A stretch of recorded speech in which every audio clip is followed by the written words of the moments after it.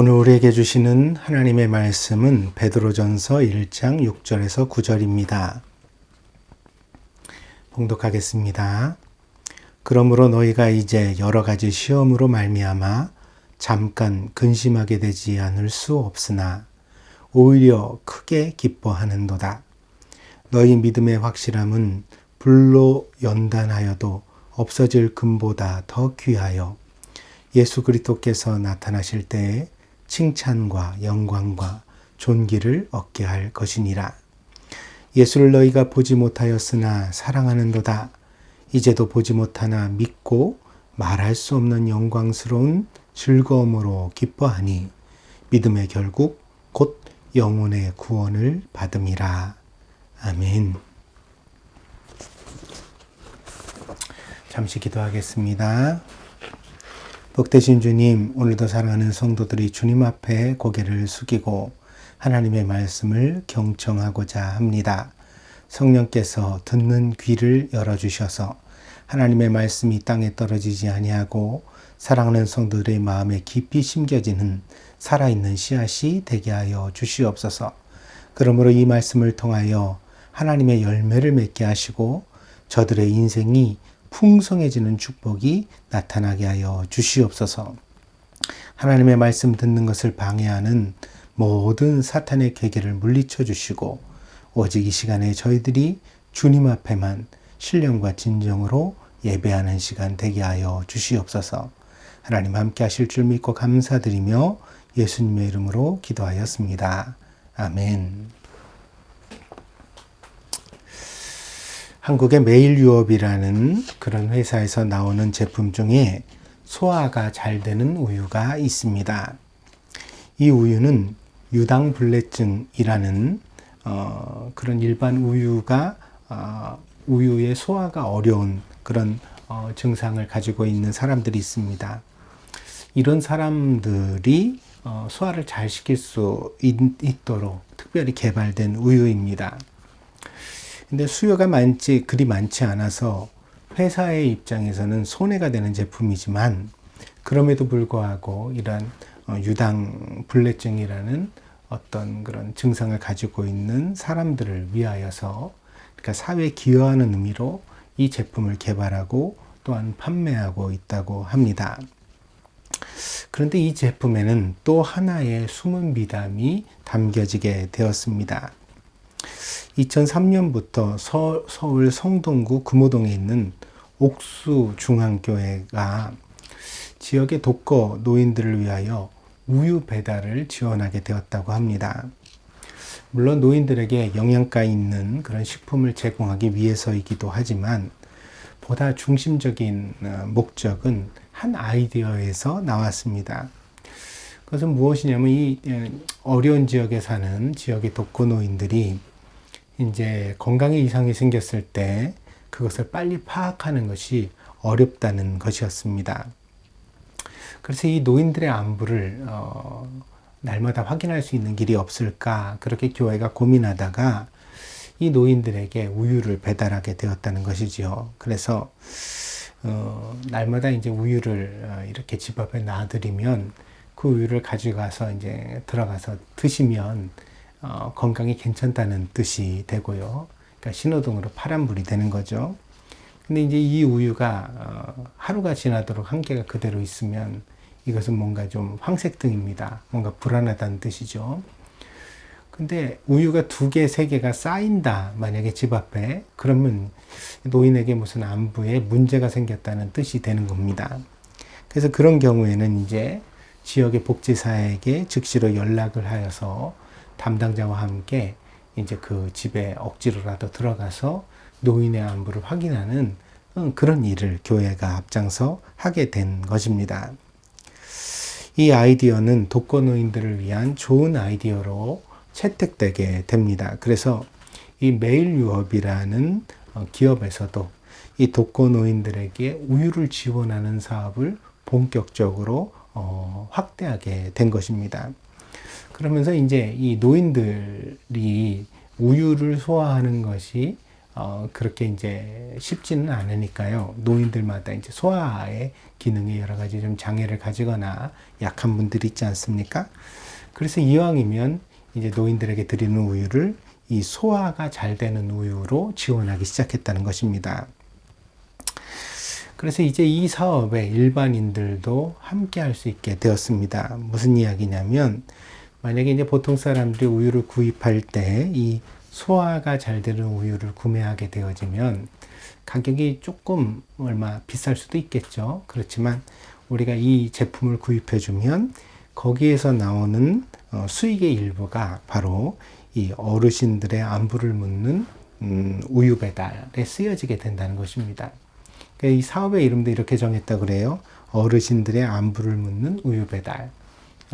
참 감동스러운 이름이죠. 그래서 이제 이것에 쓰여질 수 있게 되었다고 합니다. 그래서 참 좋은 일을 기업이 앞장서 하는 것 같습니다. 이렇게 사회적 공익에 팔을 걷고 나서는 기업을 요즘 들어 사회적 기업이라고 합니다. 공동체가 건강해져야 기업도 계속 성장할 수 있다는 건전한 철학이 사회에 정립되면서 요즘에는 사회적 기업에 대한 관심이 날로 커지고 있습니다. 그래서 예전에는 기업이란 그저 돈만 잘 벌면 된다고 생각했었지만 지금은 공동체를 위하여 헌신하지 않는 기업은 오히려 불매운동이 일어나거나 사회적으로 따가운 시선을 받게 되어지고 있습니다. 반대로 메일 유업과 같이 사회적으로 공헌하는 기업에 대하여는 소비자들이 조금 비싸더라도 그 물건을 좀 더 사주고 또 주변에 소문을 내주고 그렇게 이렇게 소비를 장려하는 운동을 함께 벌여주기도 합니다. 그러니까 기업의 이미지도 좋아지고 또 물건도 잘 팔리니까 이럴 땐 이제 기업이 더 번창할 수 있는 그런 조건이 되겠지요. 아마 지금 이 설교도 본의인지 본의 아닌지 모르겠습니다만 하여튼 메일 유업의 그 소화가 잘 되는 우유를 선전하게 될 것 같습니다. 여러분도 주변에 보이시면 구매해 주시기를 바랍니다. 이런 일은 우리가 함께 서로 권할 만한 일이 아닌가 합니다. 예로부터 권선징악이라는 말이 있습니다. 선함을 서로 권하고 악한 것은 꾸짖는다는 뜻입니다. 이러한 사회적 풍토는 매우 바람직하고 또한 성경적인 것이라고 생각합니다. 우리 그리스도인들은 더 특별히 이러한 사회적 책임에 대하여 신경을 써야 하겠습니다. 절대로 나만 잘 먹고 잘 사는 사회를, 그런 세상을 지향해서는 안 됩니다. 내가 조금 덜 부자가 되더라도 모두 함께 잘 사는 방법이 없는지 고민하고 내가 땀 흘려 번 것을 가지고 약한 사람들과 함께 나누고 돕는 것을 늘 관심을 기울이는 그런 성도가 되어야 하겠습니다. 이런 이들은 소금과 빛이 되라는 주님의 말씀을 받드는 것이기도 하지만 우리 안에 내적인 자부심과 보람을 얻게 되는 방법이기도 합니다. 그래서 우리가 이렇게 선한 일을 할 때에는요, 우리 안에 뿌듯하고 그리고 충만한 기쁨이 들게 되잖아요. 이렇게 좋은 일을 하면서 남을 위하여 봉사하는 일을 하면서 남을 돕는 일을 하면서 기쁨을 느끼지 못한다면 그 사람의 본심은 좀 뭔가 삐뚤어지고 고장난 사람이겠죠. 그러나 대부분 건강한 사람들은 이런 일을 할 때 예전에는 알지 못했던 큰 기쁨을 얻게 되어져 있습니다. 이런 기쁨은 돈 주고 살 수 없는 행복함의 한 종류입니다. 그래서 우리가 선하게 살아갈 때 이런 기쁨도 맛보고 또 행복하게 되는 것입니다. 그래서 우리의 행복을 위해서도 우리가 이렇게 선하게 살려고 노력하는 것이 반드시 필요하다고 생각합니다. 선하게 살아간다는 것은 신앙인의 모토이지만 결코 쉽지 않은 목표이기도 합니다. 선하게 살기 위해서는 감수해야 하는 손해도 있고 넘어서야 하는 어려움도 있기 때문입니다. 영화에서 보면 보통 조폭 같은 인물이 이런 대사를 하는 것을 볼 수 있습니다. 나는 말이야 착하게 살아보려고 하는데 세상이 나를 가만히 두지 않아요. 제가 연기를 좀 했습니다. 그러니까 이 말의 뜻은 자기는 착하게 살려는 마음이 있는데 세상이 자기를 자꾸 나쁜 사람으로 만든다. 그런 뜻이죠. 이런 말을 할 때는 보통 여기 영화 속에 등장하는 조폭이 나쁜 짓을 행할 때입니다. 뭔가 험한 짓, 어떤 남에게 해로운 짓을 행할 때 이런 대사를 치는 것을 볼 수가 있습니다. 이게 일리가 있는 말일까요? 그렇지 않습니다. 세상에 어떤 사람도 착하게 사는데 그것을 도와주는 그런 세상을 살아가는 사람은 거의 없다는 것입니다. 착하고 선하게 살아가는 사람들은 모두 나름대로의 어려움을 이겨내며 손해를 감수하면서 그렇게 살아가는 것입니다. 그러니 정확하게 말해서 우리가 선하게 살지 못한다면 그것은 세상 탓이 아니라 우리 자신의 탓인 것입니다. 우리가 더 굳은 결의 그리고 또 더 확실한 실천력으로 그렇게 살지 못하기 때문에 결국 우리의 선한 삶이 깨어진다는 사실입니다.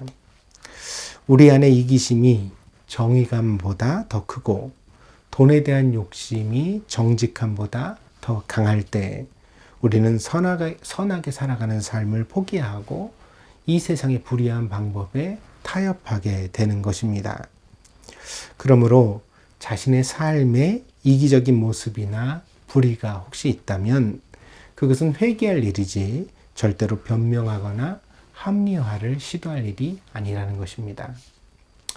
그래서 우리가 정말 좀 남을 위하여 이타적인 삶을 살고 있는가 되돌아봐야 되겠고요. 만약에 그렇게 살지 못하다면 정말 겸허하게 회개해야 합니다.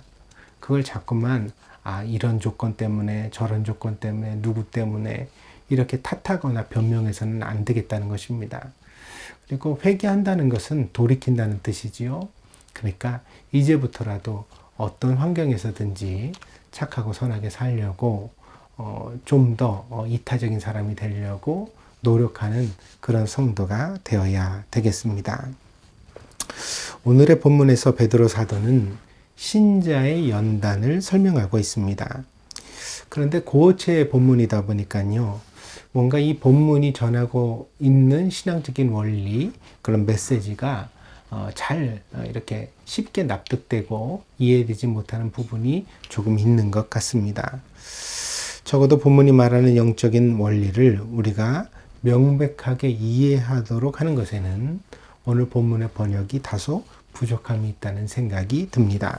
사실은 그런 점에서 목사가 필요한 부분이기도 합니다. 목사는 성경의 본문을 잘 해석하고 설명하도록 전문적인 훈련을 받은 사람이기 때문입니다.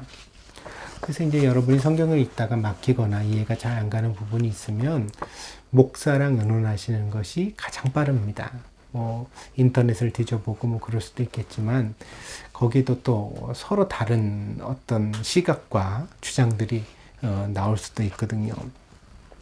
목사가 성경 모든 부분을 다 확실하게 알고 있는 것은 아닙니다. 그렇지만 적어도 여러분이 물어주시면 그 본문에 대하여 나름대로 연구하여 볼 수 있고 그리고 또 금세 이것은 이렇게 해석하고 이해하는 것이 옳습니다 라고 제안 드릴 수 있거든요.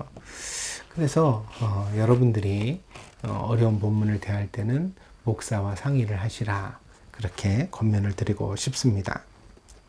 우선 베드로 사도는 오늘 본문에서 시험과 연단을 함께 언급하고 있습니다. 오늘 본문 6절 7절입니다. 그러므로 너희가 이제 여러 가지 시험으로 말미암아 잠깐 근심하게 되지 않을 수 없으나 오히려 크게 기뻐하는도다. 너희 믿음의 확실함은 불로 연단하여도 없어질 금보다 더 귀하여 예수 그리스도께서 나타나실 때 칭찬과 영광과 존귀를 얻게 할 것이니라.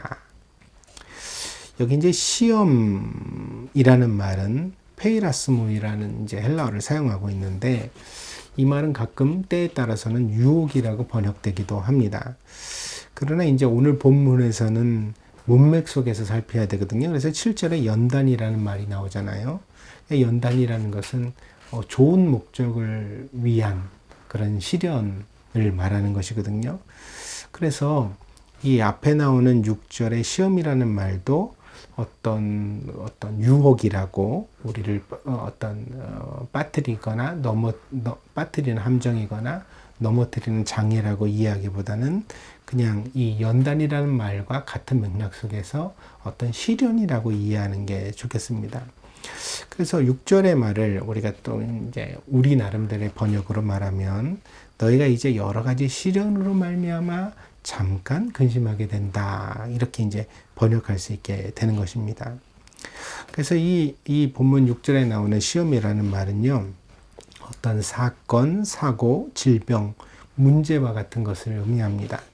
근데 이런 문제들이 우리 인생 가운데 생겨날 때 우리는 당시에는 이것이 우리를 넘어뜨리는 어떤 함정이 되는지 아니면 우리를 더 좋게 만드는 어떤 연단이 되는지 빨리 파악할 수 없거든요. 왜냐하면 숲에 있는 사람은 숲이 보이지 않지 않습니까? 어떻게 문제 속에 있는데 그 문제가 결국에는 나한테 축복이 되겠구나, 행복이 되겠구나. 우리 그것을 어떻게 단번에 간파할 수 있겠습니까? 우리는 그 정도로 똑똑한 존재가 결코 아니라는 것. 적어도 저는 그렇습니다. 그러니까 우리가 그런 이해를 가지고 있습니다. 그러니까 결과적으로 유익하게 될 때 그것을 우리가 연단이라고 말하고, 그리고 반대로 결과적으로 비참하게 될 때 우리가 그것을 어떤 유혹이라고 말하는 것 뿐입니다.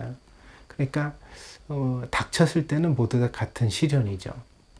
근데 그 시련 속에서 이것이 연단이 될지 혹은 어떤 유혹이 될지는 사실 우리는 잘 구분하지 못한다는 것입니다.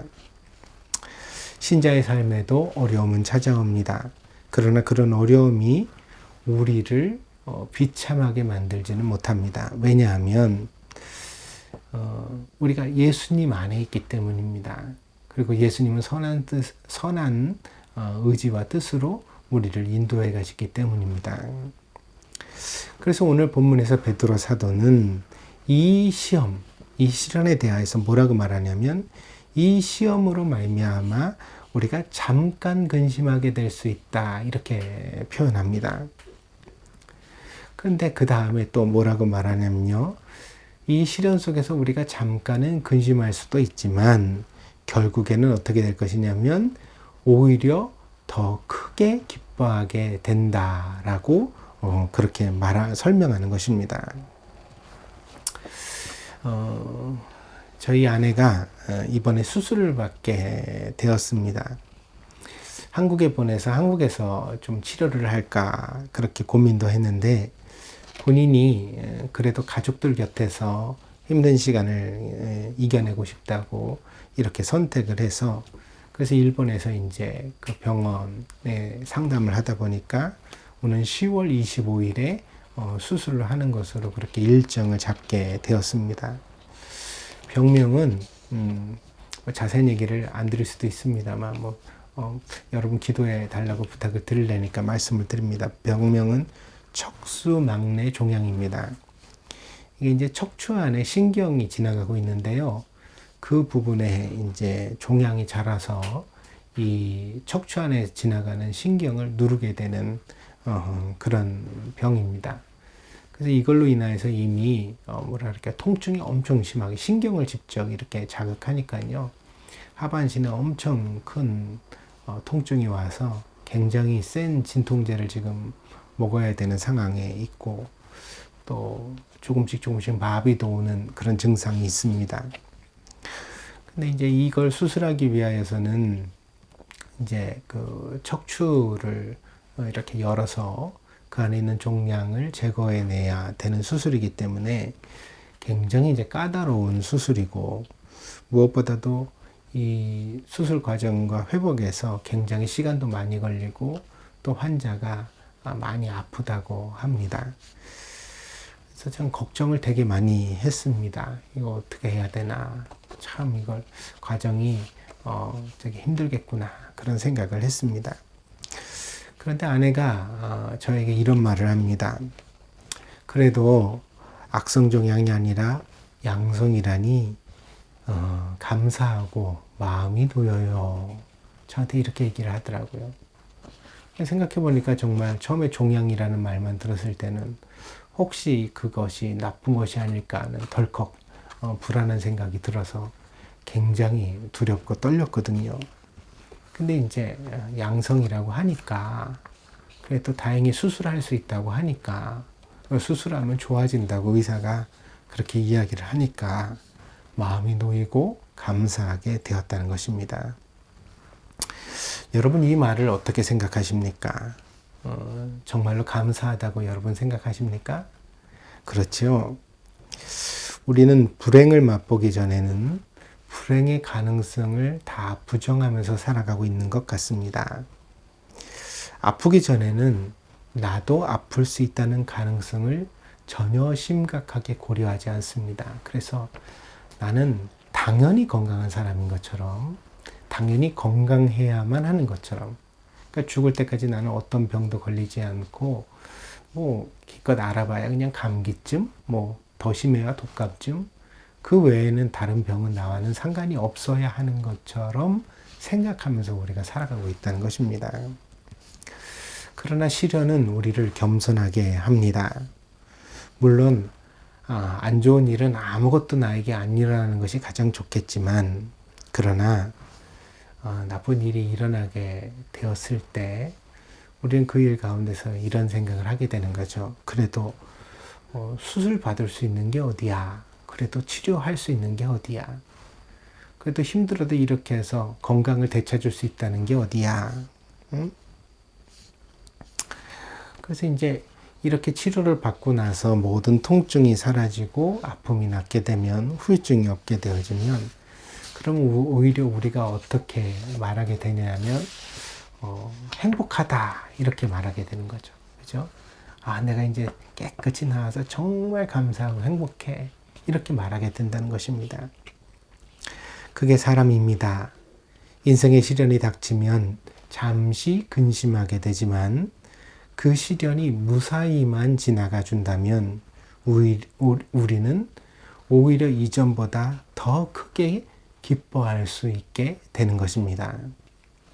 왜냐하면 우리의 평범한 일상이 정말 귀하다는 것을 비로소 그런 시련의 시기를 통하여 깨닫게 되기 때문입니다. 그런데 사도 베드로는 이것이 끝이 아니다 이렇게 말합니다. 여기서 더 나아가는 진리를 우리에게 설교하고 있습니다. 이렇게 슬퍼하고 근심하다가 또한 다시 이제 기뻐하게 되는, 잠시 근심이 빠졌다가 우리가 다시 일어나서 정말 내가 은혜 가운데 살고 있구나, 하나님 내게 주시는 이 건강이, 그리고 평범한 일상이 참 소중하고 감사하구나 라고 이렇게 깨닫게 되는 과정들을 통하여서 우리가 내적인 성장을 하게 되고 한 사람으로서 그 인격과 신앙이 완성되어져 가게 된다는 것입니다. 그래서 사도 베드로는 이것을 연단이라고 말하고 있는 것입니다. 연단은요, 본래 그 금속을 재련하는 방식을 나타내는 단어입니다. 그러니까 금속은 불순물이 섞여져 있으면 가치가 떨어지잖아요. 그리고 용도도 잘 맞지 않고요. 그래서 아주 옛날부터 불순물을 제거하고 더 순도 높은 금속을 얻는 복잡한 방식이 축적되어져 왔습니다. 그래서 이런 방식을 통하여서 이제 우리가 얻게 되어지는 것이 이제 여러 가지가 있는데, 그 중에서 대표적인 것이 오늘 본문에도 등장하는 바와 같이 황금입니다. 그래서 황금이 처음에는 흙도 섞이고 뭐 돌도 섞이고 또 여러 가지도 이제 섞여져 있는 그런 원석이 있는 거죠. 거기서 이제 뜨겁게 가열해서 금만 녹이고 비중에 따라서 이것들이 서로 이제 갈라지게 하면서 점점 더 불순물은 태워내고 그리고 금만 남도록 만드는 그런 과정을 겪게 되어지거든요. 그래서 이제 우리가 순수한 황금을 얻게 되는 거죠.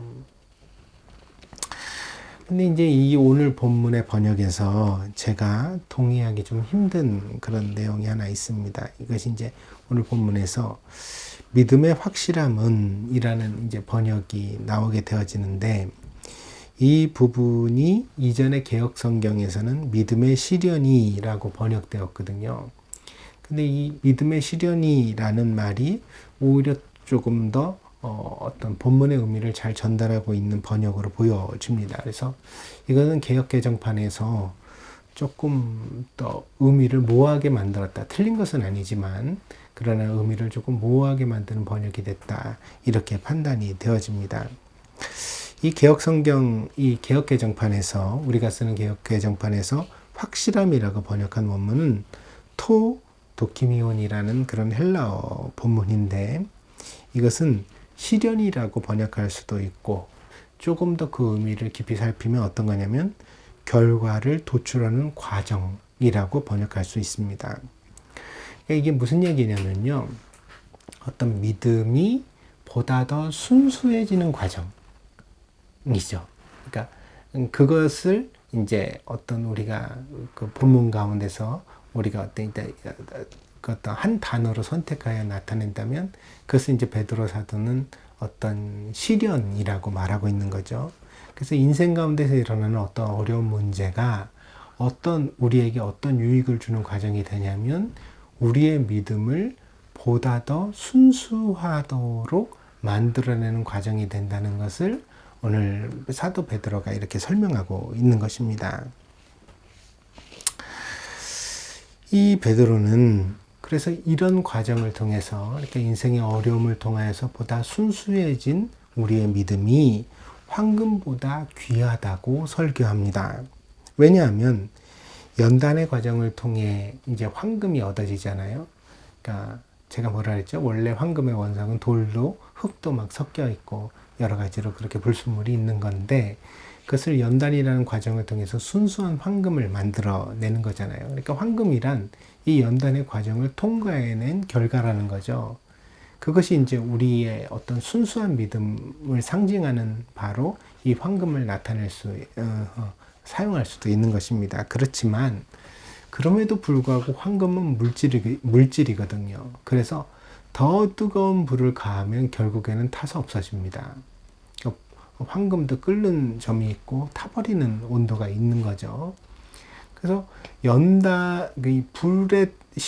불의 연단을 통과해서 순수해지는 황금이지만 결국 물질적인 황금은 불에 타 없어져 버리고 만다는 것이에요. 그러나 우리가 인생의 연단, 그러니까 시련을 통하여서 얻게 되는 순수한 믿음은 그 어떤 과정을 통해서도 없애버릴 수 없다. 그것은 반드시 우리에게 남게 된다. 사도 베드로가 이렇게 이제 우리에게 설교하는 것입니다. 그래서 순수한 믿음은 사라지지 않는다. 그것이 오늘 본문에서 어떤 중요한 교훈의 하나입니다.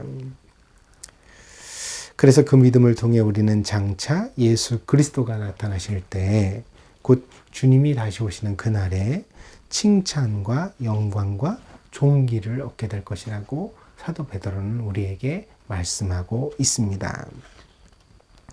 본문을 통해 우리가 알게 되는 것은 손쉽게 저절로 그냥 일어나는 믿음의 성장은 없다는 것입니다. 좋은 믿음의 조건은 바로 황금을 순수하게 연단하는 것처럼 인생의 시련 속에서도 우리가 하나님을 의지하고 우리의 마음을 다스리는 과정을 통해서만 우리에게 생겨나게 된다는 것입니다. 그러므로 삶을 능가하는 믿음도 없고 믿음을 능가하는 삶도 없는 것입니다. 베드로 사도는 그 믿음의 삶, 곧 구원을 얻는 신자의 인생에 대하여 또한 다음과 같이 설교하고 있습니다. 오늘 본문 8절 9절입니다. 예수를 너희가 보지 못하였으나 사랑하는도다.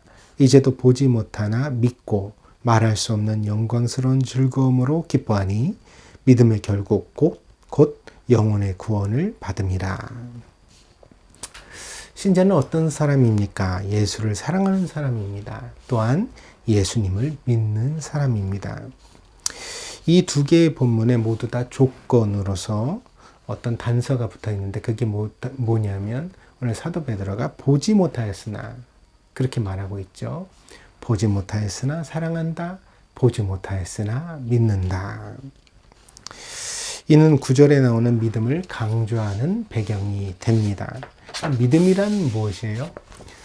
우리가 만약에 보는 순간 그건 더 이상 믿음이 필요하지 않게 되는 거죠. 그거는 어떤 인지하는 겁니다. 지식인 겁니다. 받아들이면 되는 거죠. 근데 이제 보지 못하고 어떤 것을 우리가 이제 어떤 확신할 때 그것을 이제 믿음이라고 말하는 거죠. 그래서 이 보지 못한다는 것이 어떤 면에서는 믿음의 조건입니다. 믿음은 보지 못하고 그것을 확신하는 것입니다. 그래서 누군가 믿음이 무엇이냐고 묻는다면 베드로 사도의 대답은 보지 못하고도 사랑하는 것이 믿음이다. 보지 못하고도 믿는 것이 믿음이다. 이렇게 대답하고 있다는 것입니다. 그리고 또 한 가지, 믿음은 말로 표현할 수 없는 즐거움으로 기뻐하게 한다 했습니다. 이 기쁨이 곧 믿음의 태도입니다. 이것은 앞의 9절에서도 확인되어지는데 6절에서 이미 사도 베드로가 뭐라고 말하고 있죠? 그러므로 너희가 이제 여러 가지 시험으로 말미암아 잠깐 근심하게 되지 않을 수 없었으나, 여기 시험이 시련이란 뜻이라고 그랬죠? 그러니까 시련 속에서 잠깐 근심할 수는 있지만 결국 어때요? 오히려 크게 기뻐하는도다. 기쁨이 곧 뭐예요? 시련에도 불구하고 기뻐하는 것, 그것이 믿음이라는 것입니다. 심지어 연단을 받는 동안에도, 그러니까 인생의 시련 속에서도 잠깐 근심하지만, 잠깐 슬퍼하지만 곧 다시 오히려 크게 기뻐하는 마음을 회복하는 것, 그것이 바로 믿음의 저력이라고 우리에게 말하는 것입니다. 그래서 베드로 사도가 말하는 참된 믿음의 특징은 사랑하고 믿고 기뻐하는 것이 됩니다. 베드로 사도는 사랑에 대한 깊은 경험을 이미 가지고 있습니다. 바로 그 예수님이 십자가에 달리신 이후에 실망한 제자들이 전부 다 이제 자기들의 고향 디베레 바닷가 갈릴리 호수로 돌아갔지요. 거기서 고기를 잡고 있다가 부활하신 주님을 만나게 됩니다. 그때 이 디베레 바닷가에서 예수님은 3번이나 베드로에게 내가 나를 사랑하느냐 물으셨습니다. 요한복음 21장 17절에서 18절만 보겠습니다. 3번째 이르시되 요한의 아들 시몬아 내가 나를 사랑하느냐 하시니 주께서 3번째 내가 나를 사랑하느냐 하심으로 베드로가 근심하여 이르되 주님 모든 것을 아시오매 내가 주님을 사랑하는 줄을 주님께서 아시나이다. 예수께서 이르시되 내 양을 먹이라. 내가 진실로 진실로 내게 이르노니 내가 젊어서는 스스로 띠띠고 원하는 곳으로 다녔거니와 늙어서는 내 팔을 벌리리니 남이 내게 띠띠우고 원하지 아니하는 곳으로 데려가리라. 예수님께서 베드로에게 3번이나 내가 나를 사랑하느냐 질문하실 때 베드로는 왜 그렇게 같은 질문을 반복하시는지 미처 깨닫지 못했습니다. 그러나 예수님의 이 3번의 질문은 3번 주님을 부인했던 베드로의 약점을, 그 경험을 사랑의 고백으로 회복시켜 주시려는 주님의 은혜의 배려였습니다. 그 결과 베드로는 이 3번의 고백을 통하여서 예수님의 제자로서의 명예를 회복하고 교회의 중심적인 인물로 우뚝 설 수 있었습니다. 믿음은 단번에 완성되는 것은 아닙니다. 우리는 이 믿음의 과정 속에서 수도 없이 실패합니다. 때로는 주님을 부인하기도 하고 때로는 멀리 믿음을 떠나기도 합니다. 그러나 그럼에도 불구하고 우리를 찾아와 주시는 주님의 사랑으로 인하여 우리는 다시 예수님을 사랑해 볼 수 있는 기회를 얻게 되는 것입니다. 그리고 그런 기회 속에서 베드로처럼 우리도 감동하고 다짐하고 그리고 주님을 위하여 헌신하겠다고 결심하게 될 때 베드로처럼 우리가 원하지 않는 인생의 시련까지 감수할 수 있는 그런 제자로 성장해 가게 되는 것입니다. 그리고 그 과정 속에서 우리의 믿음이 더 순수해지고 황금처럼 빛나게 되어지는 것입니다. 그러므로 우리는 실망하지 말아야 합니다. 믿음의 연단을 기쁘게 감당해야만 합니다. 여러분, 어려운 일이 생기면 즉시로 근심이 먼저 오고 또 실망이 생겨나고 막 우리 자신의 어떤 내적인 평가가 흔들리는 경험을 하지요. 당연한 겁니다. 사람입니다. 흔들리지 않으면 사람이 아니죠. 우리는 다 그런 존재입니다. 본래부터 굳건한 강철 같은 믿음이 있는 사람도 아니고요. 우리는 모든 시련을 우습게 여길 만큼 그렇게 배포 있고 담대한 사람도 아닙니다. 근데 이제 그런 일이 우리에게 일어난다 하더라도 실망할 필요가 없다는 거예요. 아, 내가 이렇게 약하구나 깨달으면 됩니다. 강함은 어디 있죠? 우리에게 있는 게 아니라 주님께 있다는 사실입니다. 우리가 원하지 않는 일들이 일어난다 하더라도 우리는 곧 어떻게 해요? 주님을 사랑하고 주님을 믿고 주님 안에서 기뻐하는 신자가 되어야 합니다. 시련은 힘들 것입니다. 그러나 우리는 이미 주님 안에 있기 때문에 결코 그 어떤 시련도 우리를 비참하게 만들 수 없다는 확신을 가져야만 합니다. 결국에는 믿음 안에서 모든 것이 합력하여 선을 이룰 것입니다. 이 시련도 우리 안에 있는 불순물을 제거하고 우리의 믿음을 더 순수하고 가치 있게 만드는 그런 복된 기회가 되어줄 것입니다. 그것을 기대하기 때문에 우리는 그 어떤 삶의 여정 속에서도 여전히 기뻐할 수 있는 것입니다.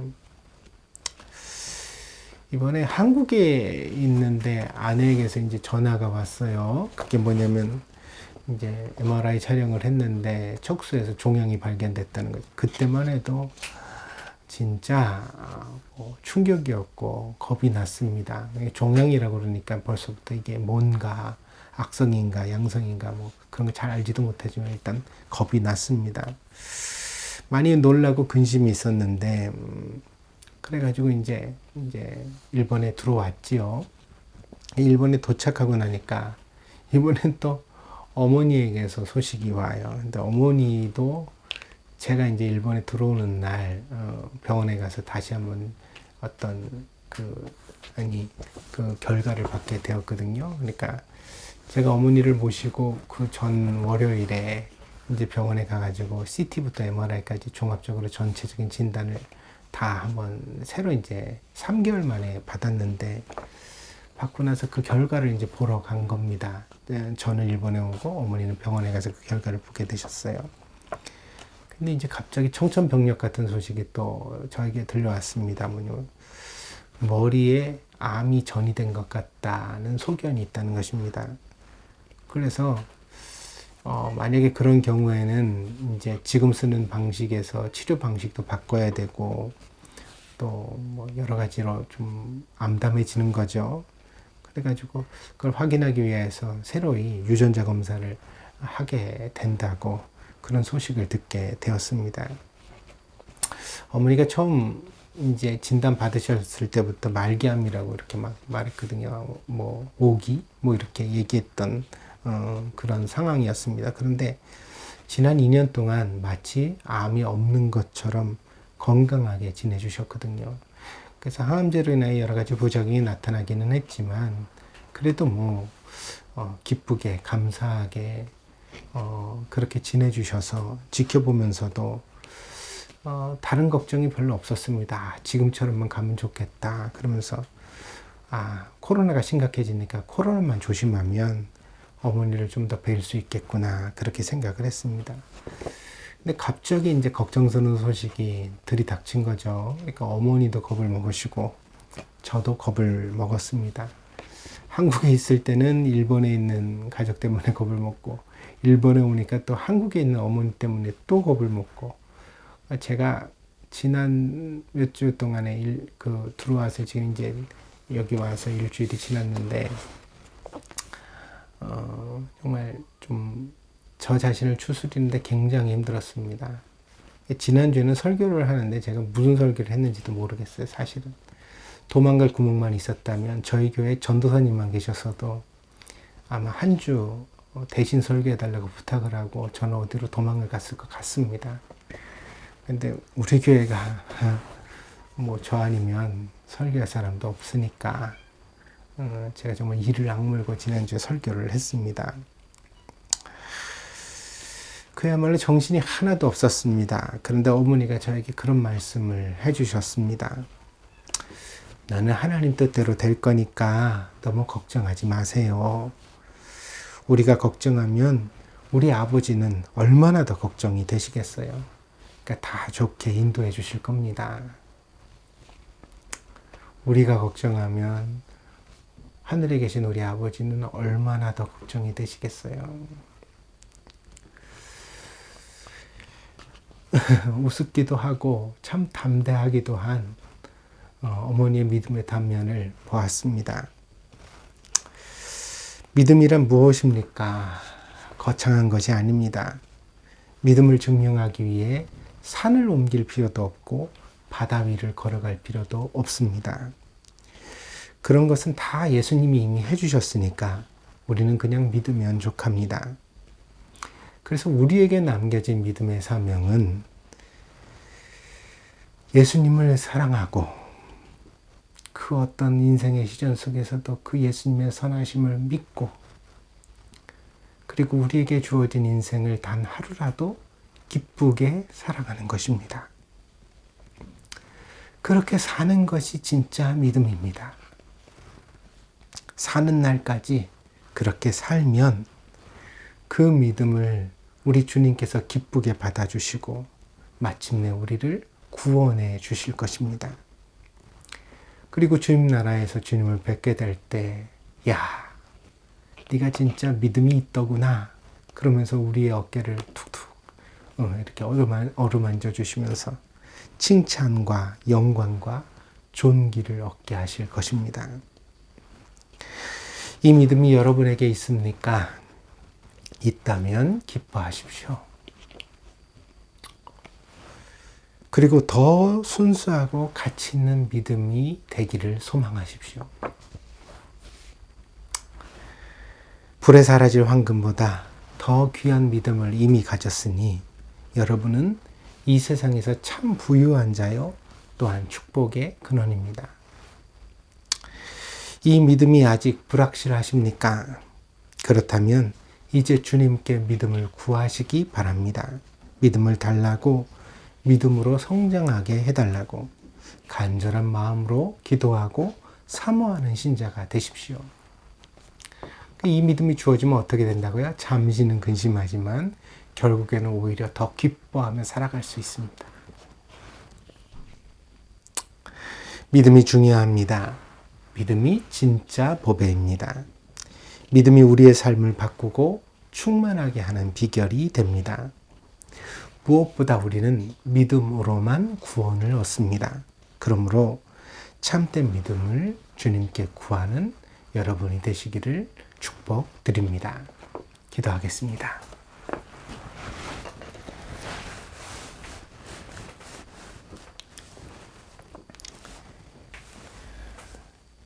인생의 길을 걸어가다 보면 맑은 날도 있고 흐린 날도 있습니다. 때로는 폭풍우가 부는 밤이 찾아와서 우리들을 한없이 작아지게 만들기도 합니다. 그러나 그 모든 날들을 우리가 소중하고 기쁘게 받아들일 수 있도록 주님 믿음으로 우리를 세워 주시옵소서. 주님을 사랑하고 주님을 믿고 기쁘게 살아가게 하시옵소서.